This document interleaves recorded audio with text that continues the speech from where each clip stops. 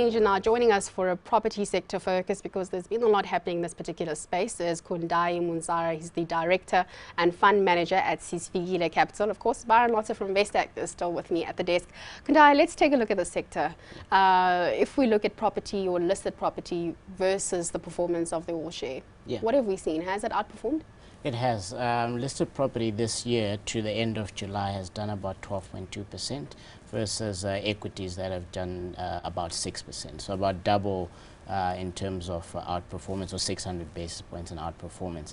Our view on the sector, we actually expected for the full year, we expected the other way. We expected equities to outperform property this year.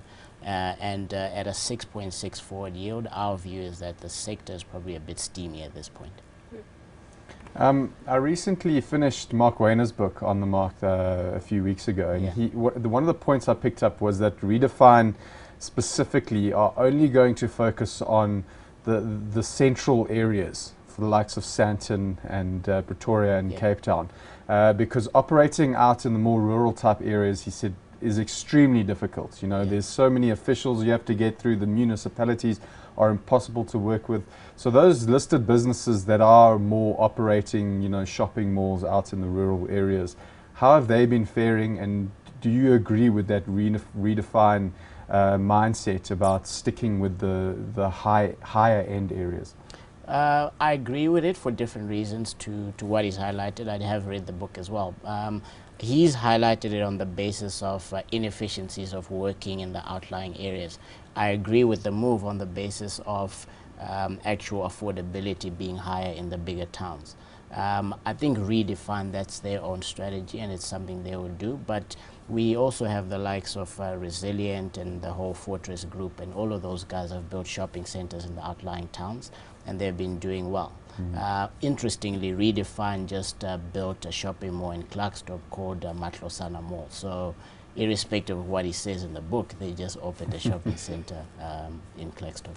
Kundayi, what are the other trends? Because you speak about outside or outlying areas where we are seeing shopping malls being built. Other trends that we should be aware of?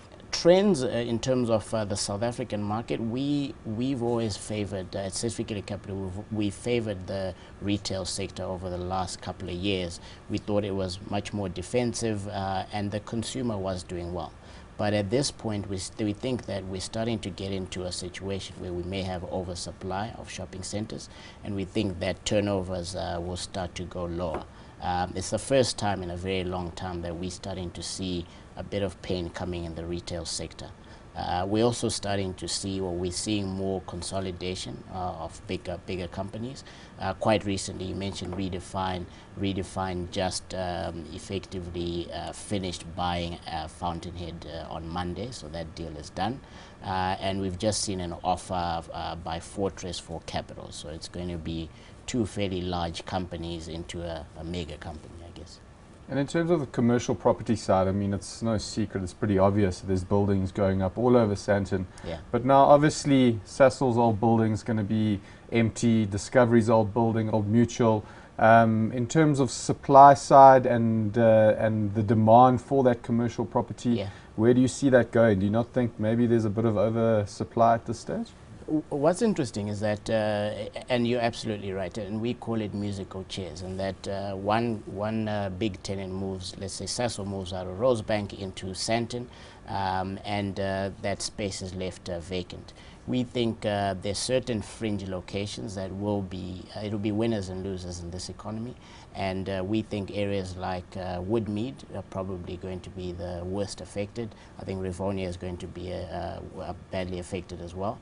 Another issue worth pointing, though, around the supply picture is that it's actually looking better than it did about 18 months ago. So before, we had about 800,000 square meters of space under development. 800,000 square meters, about 6 Sandton shopping centers of office space being developed, and less than 60% of that was pre-let.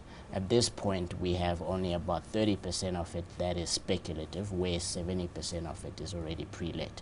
So if you see the cranes, it does look like there's a lot happening, but we actually look 12 months out, and it actually looks okay from that perspective.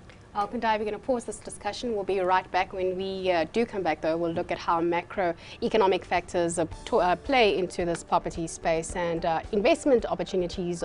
A specific focus now on the property or listed property sector. Kundayi obviously is still with me, and Byron is at the desk. I said we'd pick up with the macroeconomics. South Africa is in an interest rate hiking cycle. Of course, we're taking cue from what's happening globally. So the impact this is going to have on this particular sector.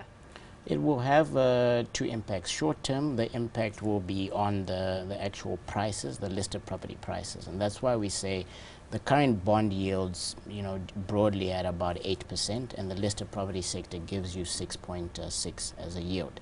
In an interest rate hiking cycle, we would expect the bond yields to also start rising. And if that happens, we expect the yields on the listed property sector to start rising as well.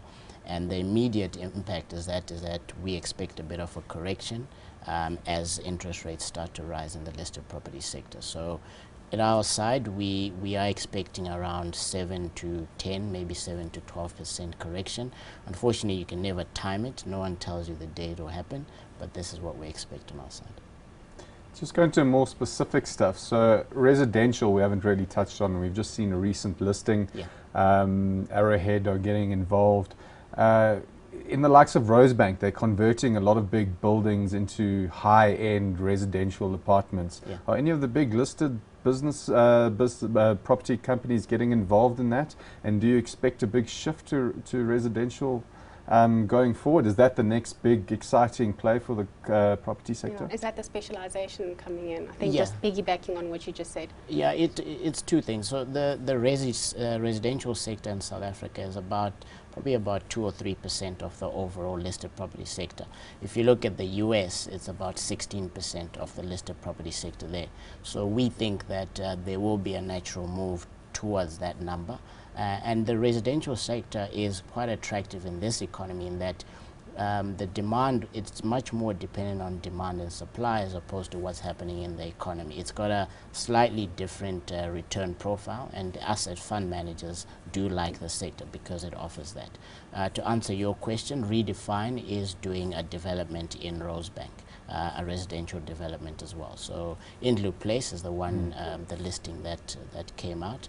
It's done very well. It's still quite small at this point, but from management side, that's more cheaper type residential in central Joburg.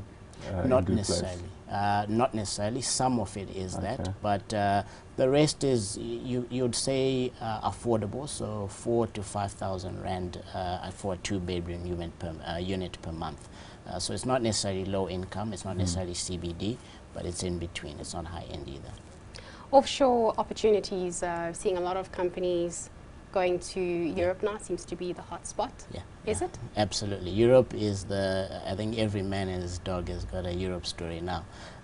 We've seen before, we did see companies like Nepi.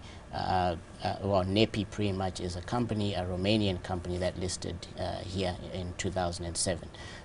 There's been a few companies that have started that strategy of going into Germany and some of the Eastern European countries. So we've seen the likes of Sirius, which is a German-based but JSE listed. Mass PLC is pretty much Great Britain.